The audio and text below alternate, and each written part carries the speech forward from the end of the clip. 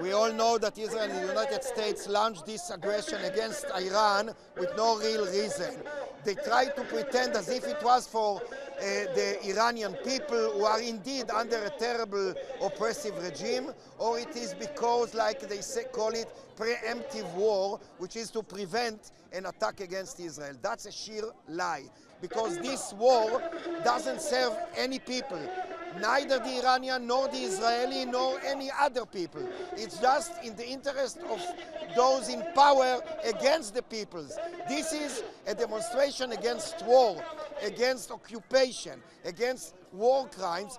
It is for the peoples, including the Israeli people. So don't go astray after those who try to manipulate and incite against us as if we were against Israel and the Israeli people. We are not. We are for the peoples against the governments.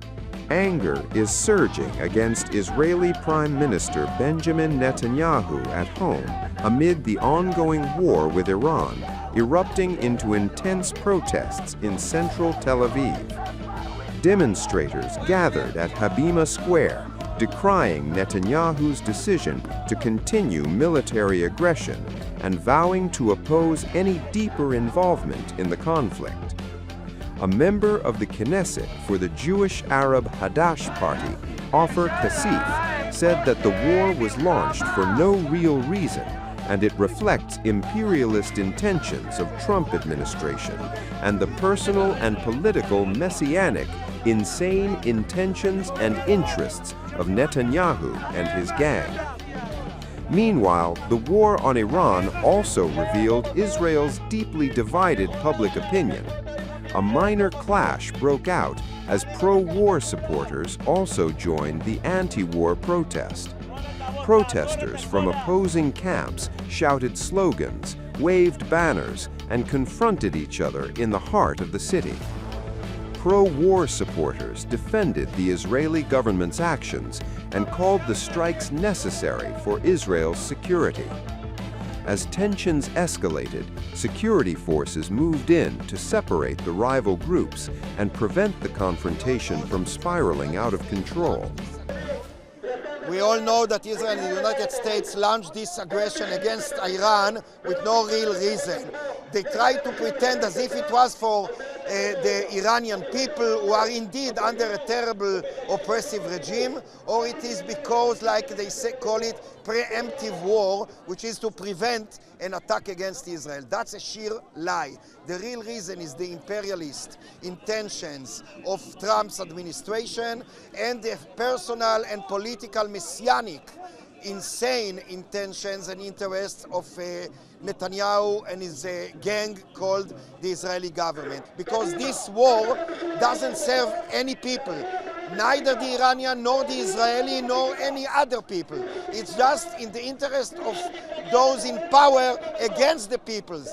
This is a demonstration against war, against occupation, against war crimes. It is for the peoples, including the Israeli people. So don't go astray after those who try to manipulate and incite against us as if we were against Israel and the Israeli people. We are not. We are for the peoples against the governments. Pro-Iran protests come as the Islamic Republic continues to fire missiles at Israel since the war broke out on February 28th, when Israel and U.S. in joint mission bombed Tehran and killed Supreme Leader Ayatollah Ali Khamenei. Iran unleashed a massive retaliatory missile barrage after Israeli fighter jets pounded targets in Tehran, dramatically escalating the already explosive war in the Middle East. Overnight on March 8th, Iranian forces launched a fresh wave of missiles toward Israel, lighting up the skies and triggering air raid sirens across multiple cities. Residents rushed to shelters as explosions echoed and air defenses scrambled to intercept the incoming projectiles. The strike came just hours after a major Israeli air assault involving dozens of fighter jets targeting military sites in Tehran, marking a dangerous new phase in the intensifying conflict. In a statement, the Israeli Defense Forces said it detected a new ballistic missile attack from Iran. According to Israeli authorities, this was Iran's 12th missile attack in under 24 hours.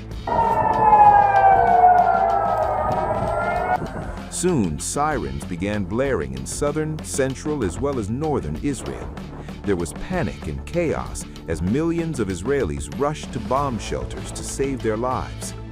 According to the IDF's initial assessment, the Iranian missile was intercepted. There were no reports of direct impacts or injuries in the attack. The IDF Homefront Command also allowed civilians in areas where sirens sounded to leave bomb shelters. However, this unverified online footage showed an Iranian missile impacting Haifa's refinery in northern Israel. The video showed a huge cloud of smoke coming out from the refinery. An intercepted Iranian ballistic missile landed in Tokarm in the West Bank. The missile looks huge. Fire and smoke were emanating. Meanwhile, Israel continues to pound the Iranian capital, Tehran, and other parts of the country. On March 8th, Israeli forces bombed oil storage facilities in Tehran.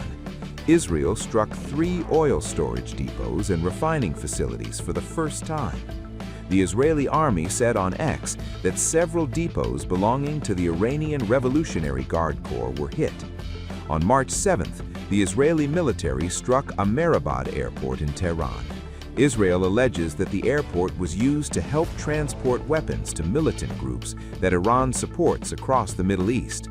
An ambulance was also destroyed and engulfed in flames following an Israeli strike in the Iranian capital, according to Fars news agency affiliated with the IRGC.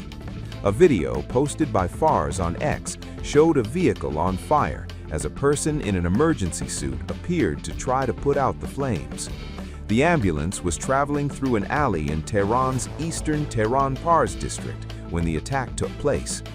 Israeli Prime Minister Benjamin Netanyahu said the U.S.-Israeli bombing campaign in Iran would continue unabated and that the moment of truth was nearing for Iranians to overthrow their government. U.S. President Donald Trump also told reporters that the war will continue for a while longer without providing a timeline. Did the United States bomb a girls' elementary school in southern Iran on the first day of the war and kill 175 people? In my opinion, based on what I've seen, that was done by Iran. Is that true, Mr. Hegson? It was Iran who did that? We're certainly investigating. Still investigating? But the only side that targets civilians is Iran. We think it was done. We think it was done by Iran. Can you give us an Because idea they're of very inaccurate, as you know, with their munitions. They have no accuracy whatsoever. It was done by Iran.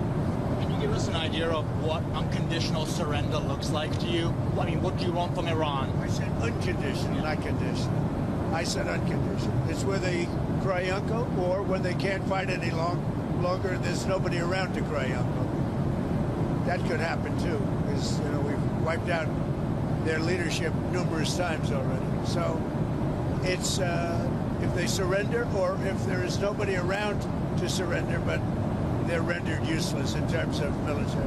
Mr. President, can I ask you what Peter asked you a question yesterday? He said it wasn't the right time in that event, but he was asking whether you have indications of whether Russia is supporting Iran somehow in this. No, I haven't had that. I have had no indication of that whatsoever. If they are, they're not doing a very good job, because Iran is not doing too well. What about the Strait of Hormuz? There's no traffic really going through it. Well, that's, the ship's choices, but we have it cleaned out. We've wiped out their Navy. Their Navy is now at the bottom of the sea. So that's the choice. This is an excursion. We figured oil prices would go up, which they will. They'll also come down. They'll come down very fast, and we will have gotten rid of a major cancer on the face of the earth. We will have taken out a cancer. Don't forget October 7th. Don't forget all of the things that have happened over the years, all caused by these people. So what we're doing is a great thing, not only for our country and not only for Israel, not only for the Middle East.